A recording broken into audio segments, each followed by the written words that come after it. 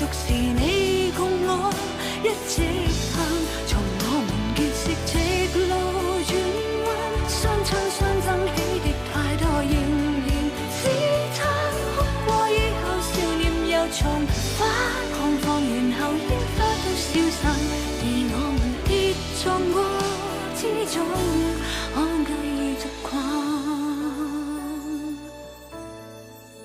而我們繼續會很珍惜每一晚。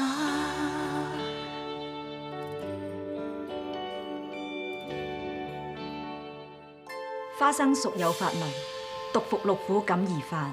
太子殿下食咗花生，以致風邪有熱毒，毒攻肺腑，氣促至窒息。韓學士，可否言簡意賅？韓學士啊，的確講得深奧咗啲。皇上，簡單嚟講，即係花生中毒。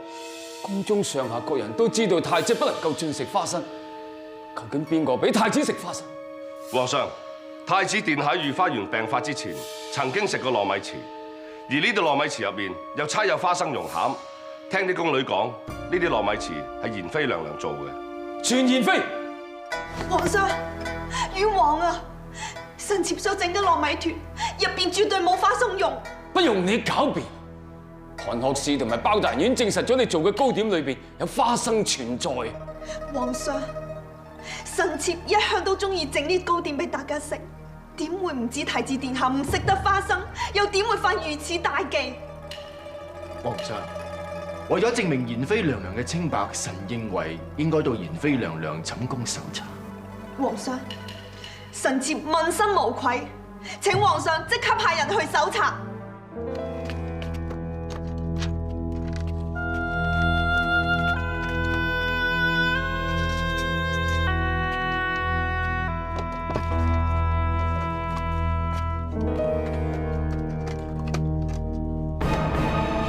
皇上，大事不妙！皇上，皇上，皇上！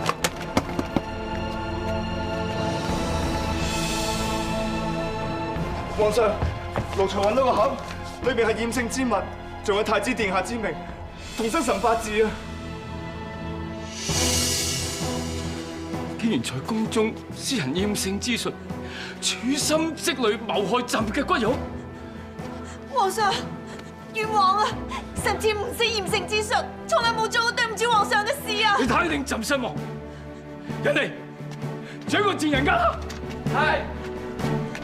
皇上，臣妾冤枉啊！臣妾冤枉啊！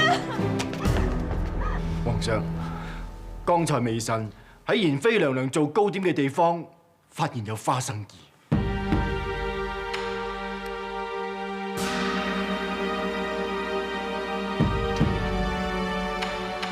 確實係花生衣。在手。係。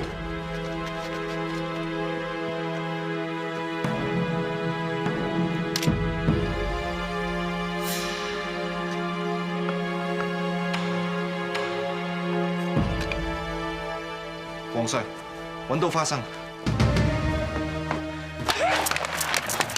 個賤人點解如此歹毒啊！皇上，如今證據確鑿，一定要嚴加懲治，以為太子在天之靈。皇上，此事仍有疑點，臣認為唔應該將賢妃娘娘倉促定罪，應該仔細調查。包拯，臣在。賢妃毒害太子一案，就全權交由你處理。領旨。冇可能，賢妃一定係俾人插贓嫁禍，佢絕對唔會毒害太子殿下。公主，你冷靜啲啦。學士，賢妃為人係點，你係知㗎。平時喺宮中，佢出名心地善良，連隻蟻都唔會踩死一隻。而家竟然話佢毒害太子，實在太荒謬啦！但可惜，而家證據確鑿，皇上已經下令將賢妃押去開封府審理。賢妃一定係被冤枉，本宮唔理，本宮一定要救賢妃。公主，其實後宮波譎雲詭，就算真係有人想陷害賢妃娘娘，都絕非其事。但係你要冷靜，唔好節外生枝啊！學士，我哋一定要還賢妃一個清白。你放心啦，既然呢件事交咗俾包大人審理，我相信包大人一定會秉公辦理。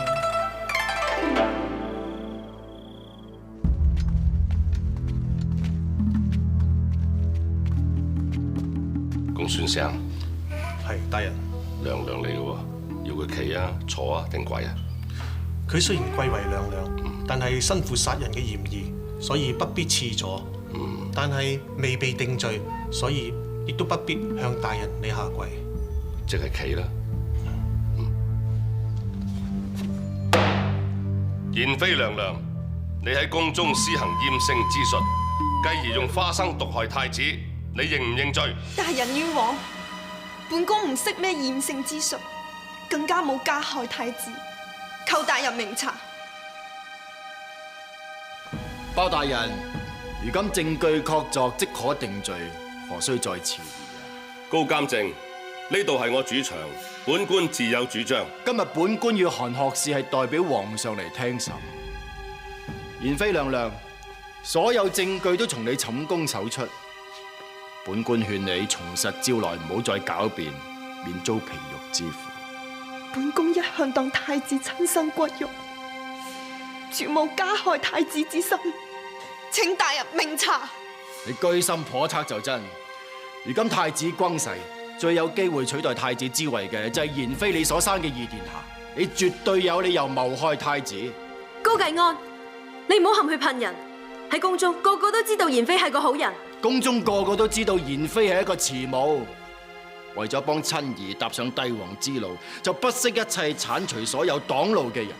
其實賢妃謀害太子已經唔係第一次，2年前佢曾經推太子落樓梯。件事根本唔係咁。當日係本宮推咗太子落樓梯，賢妃只不過怕父王責怪，先至幫本宮頂罪咋。謀害太子係死罪，賢妃幫公主頂死罪。其實案發之後，韓學士都仲係場，請韓學士如實講出賢妃係如何向皇上哀求，方可免去一死。當日太子摔傷頭部，賢妃哭求皇上降罪。慶壽公主同賢妃娘娘感情一向要好，所以向皇上求情，更自認係罪魁禍首，唔忍心二殿下失去娘親。皇上乃念二殿下年紀尚幼，所以免去賢妃嘅死罪。包大人，你聽到啦？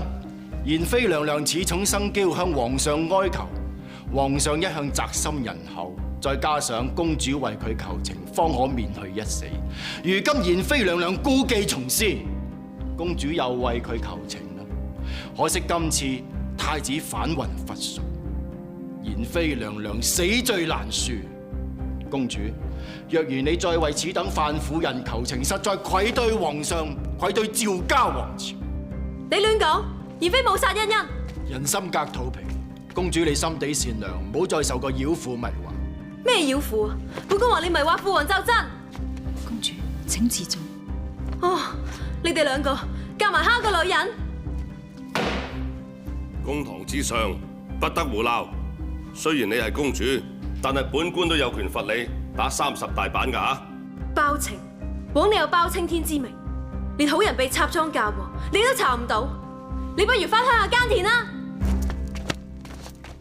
包大人，賢妃謀害太子證據確鑿，罪大惡極，理應處斬。高監正，呢度係開封府，唔係你嘅府上，話事權喺我包拯度。而且本官覺得呢件案仲有好多疑點，一定要擇日再審，將賢妃娘娘還押監房，推堂。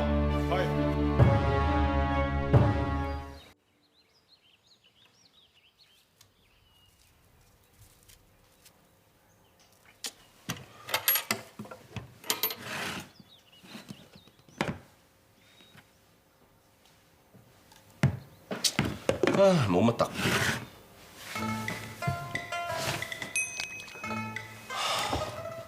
當歸啊，當歸。賢妃佢橫睇掂睇，都唔似係一個咁陰毒嘅人嚟嘅。你睇佢喺公堂嗰度喊到幾凄涼，就知有冤情啦。如果我真係揾唔到個真兇，查出個真相嘅，就俾個刁蠻公主噏中㗎啦，要翻鄉下耕田啦，你知唔知啊？啲證據硬係好似有人故意擺到喺我面前餵埋我食咁樣嘅。做咩啊？喐都唔喐，肚餓啊？餵你啦，餵你啦，唉，真係啊！食啦，肚餓食啦，好食啦。做咩當歸？餵埋俾你都唔食咁大支嘢係嘛？喂，你睇下你，我到皮黃骨瘦得棚骨㗎咋，再唔食嘢餓死你㗎啦！啊，有性格，話唔食就唔食。好，餓你2日，我睇你食唔食，收翻埋佢添。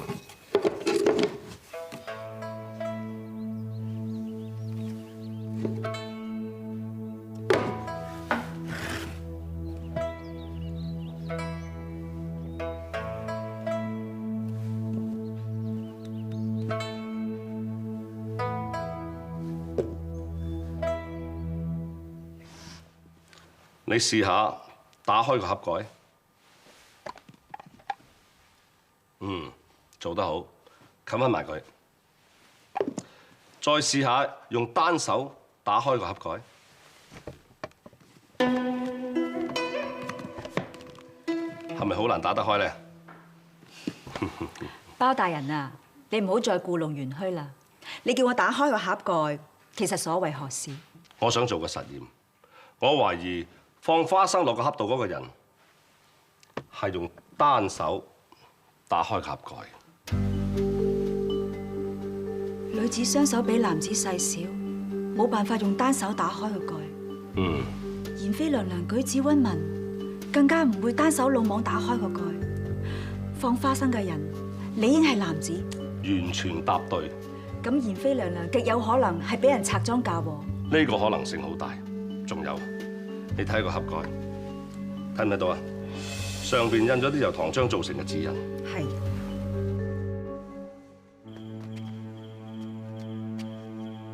唔知公主夜半3更命展昭嚟，仲要着埋夜行衣，所為何事？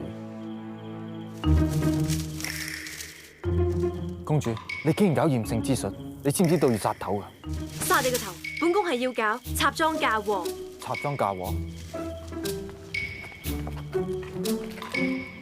呢度係淑妃嘅寢宮，點解你要搞插裝嫁禍？企喺度，本宮就係知道你武功好，特意要你幫本宮飛越牆頭。書蘭從明，展某雖然係4品大都侍衛，但係我夜闖禁宮，再加私闖妃子寢宮，就算展某多10個人頭都唔夠斬。你如今勢成騎虎，如果你唔幫本宮嘅話，本宮就大叫有刺客，到時幾百個禁軍衝出嚟，你就插翼難飛。本宮話你知，到時唔係斬頭咁簡單，而係凌遲處死。點解公主你要咁任性？插裝嫁禍，仲要拖埋我落水？因為我要救妍妃，我要話俾人知喺宮中插裝嫁禍係幾容易嘅一件事。即係我冇得揀啦。橫死掂死，你都係要死，你自己揀。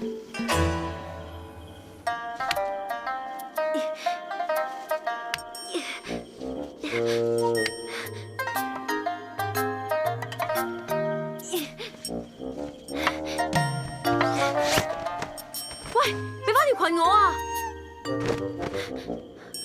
喂，仲有個袋啊！自己小心啊！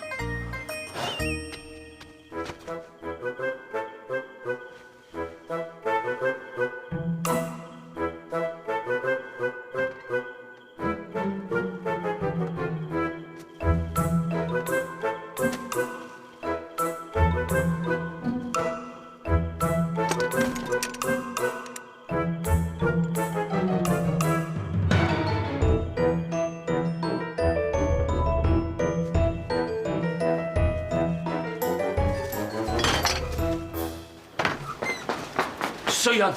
父皇，淑妃娘娘，晚安。盼兒，你半夜3更嚟向父皇請安，你手持是何物啊？係咁嘅，盼兒肚餓，咁諗住揾啲嘢食，揾下，竟然揾到一啲花生，仲有啲厭勝之物。嗱，淑妃娘娘係咪你㗎？豈有此理！竟然大逆不道！父皇講得啱，豈有此理！淑妃你真係大逆不道。我話緊你啊！話緊你啊！公主啊，凡事都要有分寸啊！盼兒，你夜半3更打扮成咁，所為何事啊？父皇啊，盼兒想證明妍妃嘅清白，所以想話俾大家知喺宮中插贓嫁禍係幾簡單嘅一件事。盼兒啊，依家神又知鬼又覺，又點可以插贓嫁禍啊？皇上，微臣認為毒害太子嘅真兇並非妍妃，而係另有其人。另有其人，快道來！皇上，奴才覺得有個人萬分可疑，不過康榮，有話不妨直說，何以閃爍其詞？皇上，奴才近日聽聞妍妃娘娘與宮中侍衛姜儀過從甚密。據娘娘宮女荷花所講，姜儀不時進出寢宮，而娘娘每次都吩咐所有人等退下，獨留姜儀於寢宮之內啊！真有其事？皇上息怒，空穴來風，未必無因啊！皇上，快將姜儀帶上殿。遵旨。皇上，姜儀大到，卑職姜儀參見皇上。姜儀，你可曾出入過妍妃寢宮，跟佢單獨會面？皇上冤枉啊！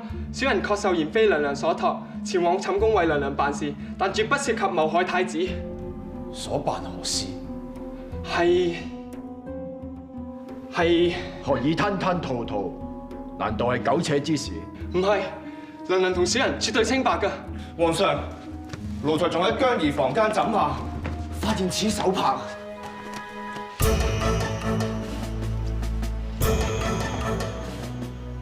以妍妃娘娘嘅手法，會喺你房間嘅枕下？冤枉啊！皇上，你就係嗰個毒婦嘅幫兇。唔係啊！好扯男女，立斬無疑。皇上冤枉啊！冤枉啊！等陣，皇上，姜儀係重要嘅證人，應該俾佢同妍妃一並審理。包大人所言有理，皇上亦都希望太子殿下被害一事得以真相大白啊！包拯，馬上退陣，查個一清二楚。係，皇上。妍妃娘娘，你身邊嘅姜侍衛，你兩人是否認識？大人，本宮同姜侍衛同係湖州人，大家同鄉，所以倍感親切，日久情深，做出苟且之事。本宮同姜侍衛絕無苟且之事。大人冤枉啊！宮中耳目眾多，你哋以為可以瞞天過海咩？呢度係開封府，公堂審案嘅一切程序都係由本官話事，其他人等不得插嘴。康公公，灑家在。你有冇親眼見到妍妃娘娘同姜侍衛私通？回稟大人，上月初二，灑家奉皇上之命召妍妃娘娘到清風閣賞月，點知喺妍妃娘娘寢宮見到姜侍衛，二人仲拉拉扯扯。姜侍衛一見到灑家，就即刻由側門離開。大人，當日姜侍衛由家鄉攞啲新鮮嘅李子俾本宮試下，而皆本宮思鄉之苦，絕無其他意思。荷花，奴婢在。你係妍妃娘娘嘅貼身宮女，咁你又有冇親眼見到佢哋兩個做出苟且之事啊？娘娘同姜侍衛似乎係好好傾，有一次姜侍衛深宵到訪，我見到佢獨留喺娘娘房入面，好耐都未出嚟，於是我就從門縫偷偷望入去，奴婢見到佢哋二人喺度相擁啊！荷花，你講大話，點解你要冤枉本宮？大人，奴婢冇啊，奴婢句句屬實。點解你要講大話？大人，本宮每一次同姜侍衛見面，一定係光天化日之下，仲一定會有其他人在場。真係荒謬！偷情男女又點會承認有苟且之事？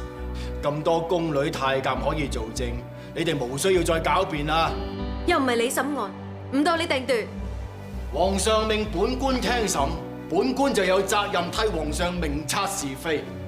如今妍妃與姜侍衛私通，謀害太子，已經係證據累累，不容抵賴，理應處斬。何以包大人仲猶豫不決啊？難道包大人係同黨，要包庇佢哋？真係豈有此理！你竟然想誣衊本官！皇上為太子嘅死早已係心力交瘁，龍體欠安，一心係為太子嘅死討回公道。包大人卻為此案一拖再拖，更令皇上憂慮傷神，實在係大逆不道。你唔使揾皇上嚟呃我，我會親自向皇上交代。包大人，皇上唔會以心，本宮難逃一死。但本宮死之前有兩個願望未能實現，一係同阿爹團聚，二係睇住自己嘅孩兒長大成才。所以而家本宮有個請求，希望包大人成全。你十惡不赦，仲咁諸多要求？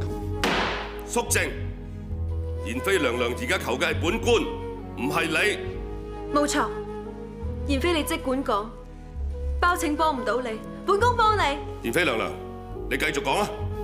本宮自幼同父母分離，直到10月懷胎，但係希希佢係我唯一嘅親人，我想死之前可以見佢一面，就算到九泉之下都可以瞑目，求包大人成全。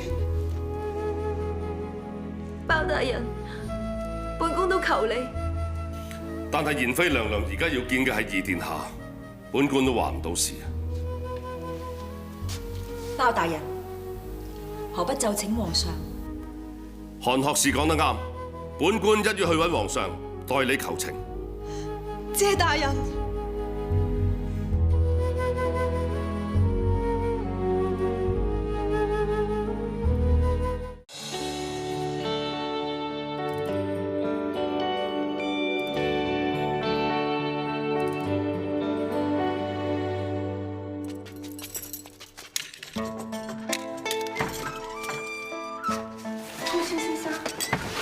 妍妃娘娘，你整日粒米未進，不如食啲嘢先啦。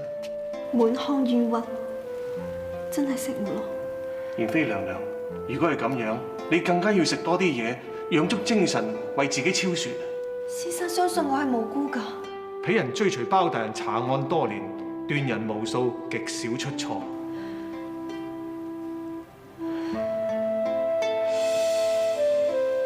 呢種細細粒嘅雲吞，真係令人懷念。娘娘何時敢捉？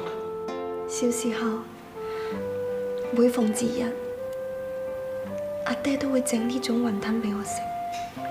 估唔到最後一次食，竟然係監牢死期將至之時。不過幸好，阿爹見唔到女兒如此模樣。娘娘既被收養，應該有本名㗎。我真係唔係好記得啦，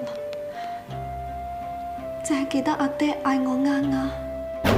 丫丫，骨肉相連，血濃於水，何以偏偏天意弄人，落得天涯海角，陰陽相隔。娘娘，多想無益，酒能消愁。娘娘，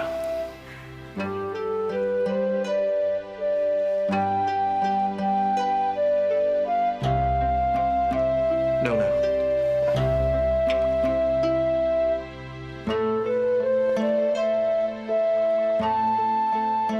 娘娘，再嚟。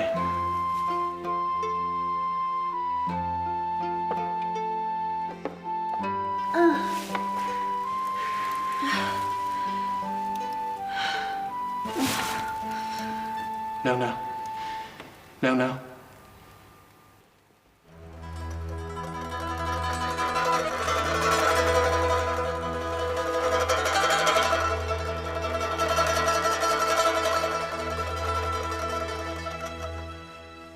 皇上龍體為和，無法進見，睇嚟想幫妍妃求情都無從入手添。你唔好話我批死啊！肯定係你個師兄喺度從中作梗，搞到皇上唔肯見我哋。咁太子之死以及妍妃之私情，確實令皇上好難受。唉，原來皇帝呷起醋上嚟，真係非同小可啊！廢咗妍妃，將佢貶為庶民都不特止，聽日就處斬啦！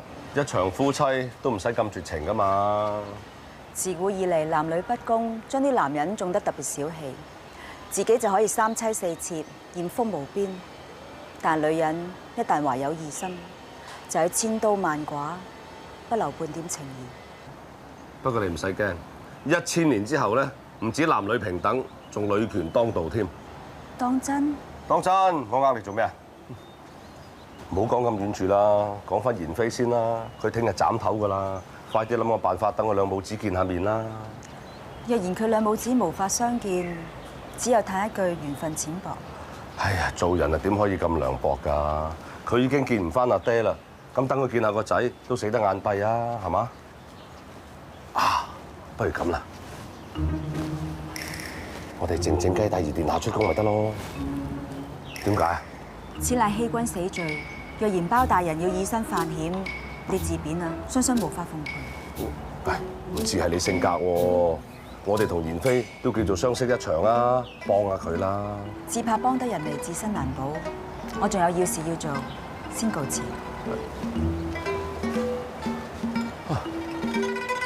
我而家先知道乜嘢叫做5時花6時變。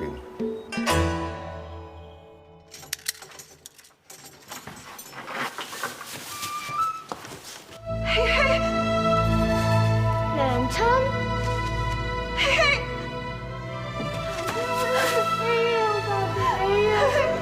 乖，唔好喊，娘親喺度。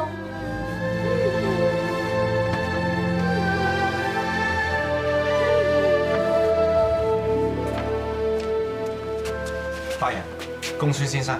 展護衛，你今日喺度做咩啊？娘親要離開皇宮一段日子，可能以後都見唔到希希。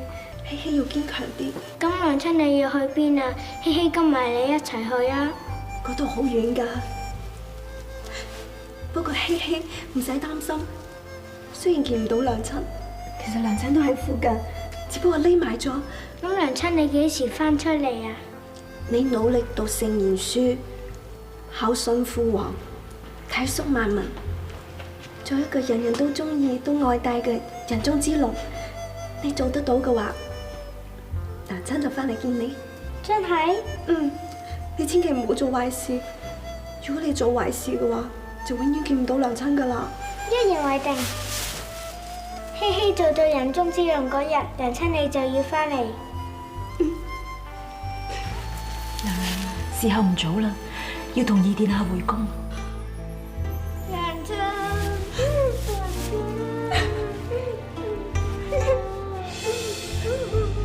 你唔好喊，乖。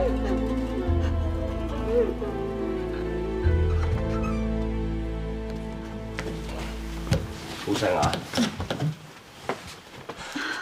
韓學士，我都知你口硬心軟噶啦。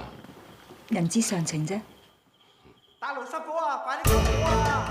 大爐失火，我去救火。唔使，你送韓學士回宮，我入去睇得噶啦。速去速回。謝過包大人。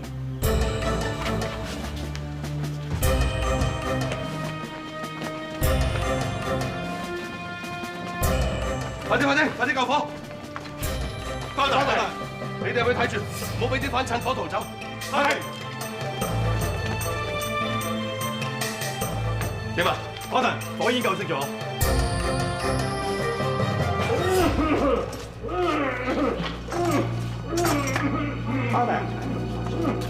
包大人，起火原因應該係燭台跌下，燒入禾草引致嘅。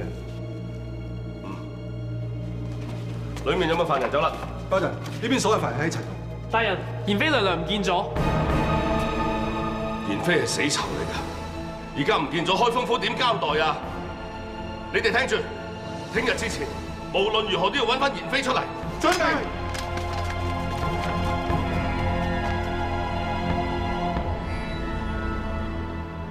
妍妃娘娘，請快上船。公孫先生，你我素不相識，點解你要冒咁大嘅險幫我逃獄？鄙人深信娘娘係無辜嘅，絕對不能夠袖手旁觀。一個素不相識嘅人，尚且相信我係無辜嘅，反而一個同衾共枕咁多年嘅人唔相信我，真係可悲。娘娘不必想太多啦，此番遠去天大地大，娘娘大可以隱姓埋名，重新過活。舊事就由得佢隨水而逝啦。先生講得啱，可惜啱啱係一個俗人，此番冤情都唔知何年何月方能昭雪。留得青山在，哪怕冇柴燒呢？我同包大人定會為娘娘嘅事竭盡所能嘅。先生大恩大德，我無以為報，請受啱啱一拜。娘娘請起，鄙人受唔起，還請娘娘盡快上船啊！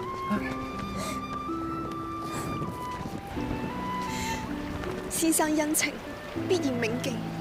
如今一別，勢將亡命天涯，只盼他朝有幸再會。有緣千里能相會，平安就好。想算啦。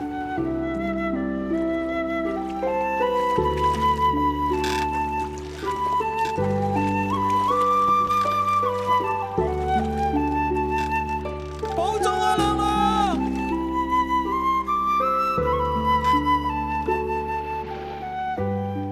大人，我懷疑有人故意放火同劫獄，但係呢個兇徒只係放煙，並冇放火。我懷疑佢嘅目的只係為咗轉移視線。大人，點啊？我哋已經搜遍大街小巷，但係都揾唔到賢妃娘娘嘅蹤影。大人，是否要向朝廷或者皇上稟報呢？唔得，而家走甩嘅死才娘娘，如果上報嘅話，唔單止會連累包大人，連我哋開封府上上下都會問罪。咁點辦啊？究竟係邊個烏龜王八蛋放火兼放走死囚？係我，包大人。公孫先生，而家唔係講笑嘅時候。確實係在下所為。公孫策私放死囚，愧對大人，請大人治罪。你點解要咁做？在下行事只係憑心而行。乜嘢憑心而行啊？你知唔知你咁樣做幾大牽連？開封府溫兄弟點樣收科啊？一人做事一人當，在下絕不連累包大人，甘願受罰。依照大宋律例，私放死囚係要當處死刑。公孫先生，你係咪有咩難言之隱？你可以話俾本官知，或者可以幫到你都唔定㗎。請包大人秉公處理，判處公孫策斬首之刑。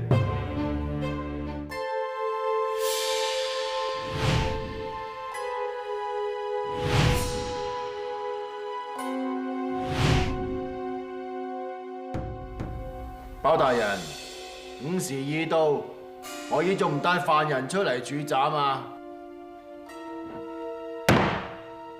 將犯人帶上。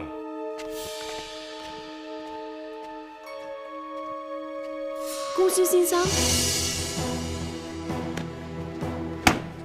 包拯，你賣弄咩嘢元氣？今日被處斬嘅應該係被褫奪封號嘅賢妃，你真係犯婦人孟如憶，何以會換成公孫策？因為公孫策佢私自放走死囚，放咗賢妃，做得好。公主，公孫策私放囚犯，罪無可恕，請包大人秉公處理。公孫先生素來嚴以律己，明辨是非，此次以身示範，想必有莫大隱衷。係咯，你有咩苦衷就快啲講啦。公孫策並無苦衷。你仲係咁口硬唔肯講嘅，我幫唔到你㗎。公孫策知法犯法，無情可憫，亦無借口可言。你與死囚非親非故，何以你甘願為佢頂死罪？當今世上能令你如此賣命嘅，就只有包拯一人。此事與包大人及開封府絕無半點嘅關聯，簡直混帳！開封府上下一干人等，包庇死囚是大宋律法如無物，你哋可知死罪？公孫策一人做事一人當。公孫先生，此事非同等閒。死囚原先身份顯赫，皇上追究起嚟，整個開封府嘅人都要賠上性命。你將實情講出嚟啦！公孫策甘願頂死，實情就係賢妃娘娘就係我失散多年嘅親生女兒孫小雅。公孫先生，你唔係話自己無親無故嘅咩？公孫策的確係孑然一身，但係孫正陽唔係。包大人，在下原名孫正陽，當初係大人你將我從海上救上嚟，然後再幫我改名公孫策。何以要改名換姓啊？因為孫正陽呢個人理應葬身海底。當年我女兒啱啱只得5歲，我一家3口樂享天倫之際，我夫人突然間怨娘自盡。我仔細追查，得出原來佢遭到權貴嘅奸污。於是乎我奮走公堂，想狀告惡人。點知民不及官威，理不敵權貴，我反而被誣告陷害文官，逼死夫人。我申冤不成反受害，我落得人財兩空，我走投無路，迫於無奈，於是乎帶住丫丫投海自盡，以求解脫。滄海一番，相別20年。呢20年嚟，我都非常之後悔，當初投海自盡，累及女兒。幸好上天憐憫，今日俾我見翻丫丫，就係賢妃娘娘。你如何肯定賢妃娘娘就係你女兒丫丫？當年山賊眾多，我怕女兒被擄，於是會親手喺佢肩頭上刺有一蝴蝶印記。昨晚我喺大牢與賢妃娘娘對飲，趁佢飲醉熟睡，我就檢視佢肩膊，果然見到同我記憶之中一模一樣嘅蝴蝶印記。我深信我丫丫係無辜嘅，我追隨包大人多年，開封府未曾出過一件冤案。我身為生父，我身為主簿，斷不能讓我女兒成為開封府第一冤魂。我身為包青天，係絕對唔容許有冤魂出現嘅。公孫先生歷盡凄愴，方與女兒久別相逢，為盡負責，其情可憫啊！然則范夫人係謀害太子嘅兇手，死罪難恕。公孫策私自放走死囚，係藐視王法，無冤可訴。包大人，請你秉公執法。且慢，個問題係賢妃娘娘係被冤枉嘅，唔應該被判死。咁公孫策放佢走，都唔應該判佢死罪啊！公主講得啱，所以呢件案應該查清楚個源頭。范夫人早已畫押認罪，如今係畏罪潛逃，本官暫不追究。若然包大人唔將公孫策定罪處斬，本官定必將此事奏明皇上。若然皇上得知，人頭落地嘅就唔止公孫策一人。公孫策甘願受斬，請包大人當堂斬首。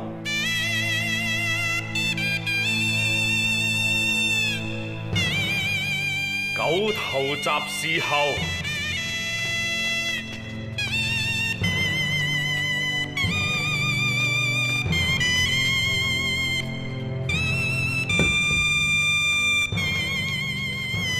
包大人，開鍘。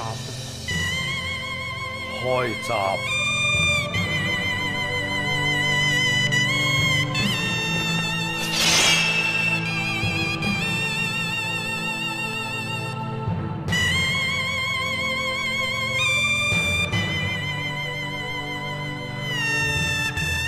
包大人，你真係咁狠心？包大人，請饒公孫先生一命。包大人，請秉公執法。請包大人當機立斷，勿辱包青天之譽。走！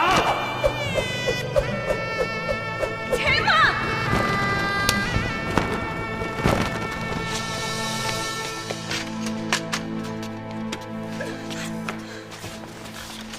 民女孫小雅叩見包大人。孫小雅，你知道咗自己嘅身世啦？剛才公孫先生講出一切，我先知道。你何以去而折返啊？因為我都想明白，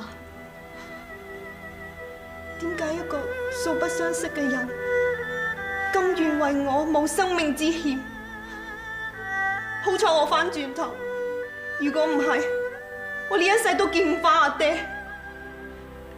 阿爹，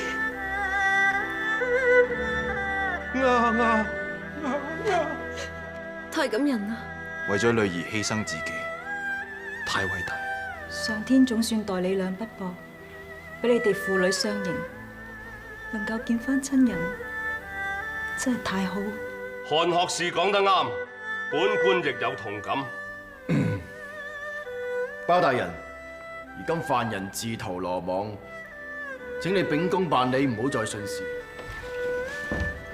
公孫先生父女二人失散咗20年，豈料一朝相逢，但係又再遇災劫，所以公孫先生先會私放賢妃，佢其情可憫，本官會奏明皇上，希望皇上收回成命，重審此案。大人英明，包大人英明。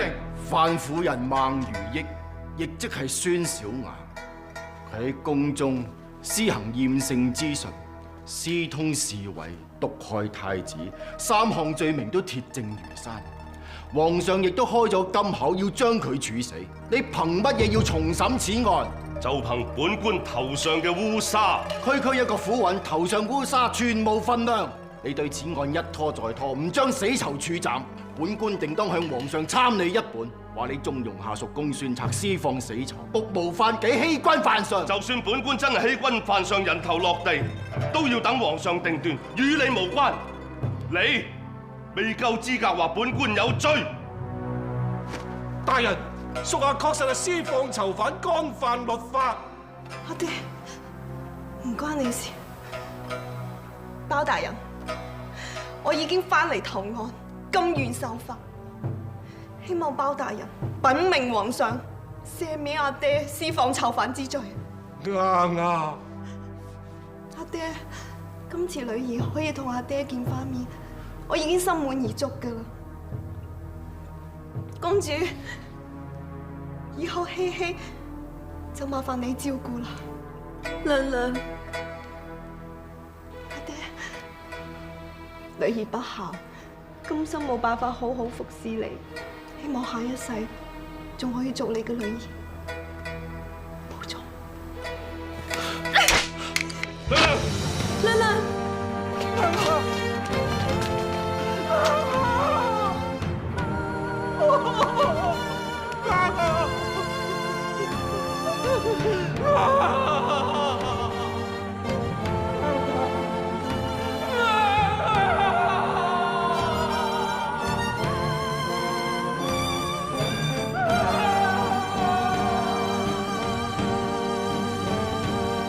現實做夢難分，定或是互相牽引。能夢裏熱吻，睡眠成毒癮，這質感太像真，太多意想不到原因，注定你與我那厄運。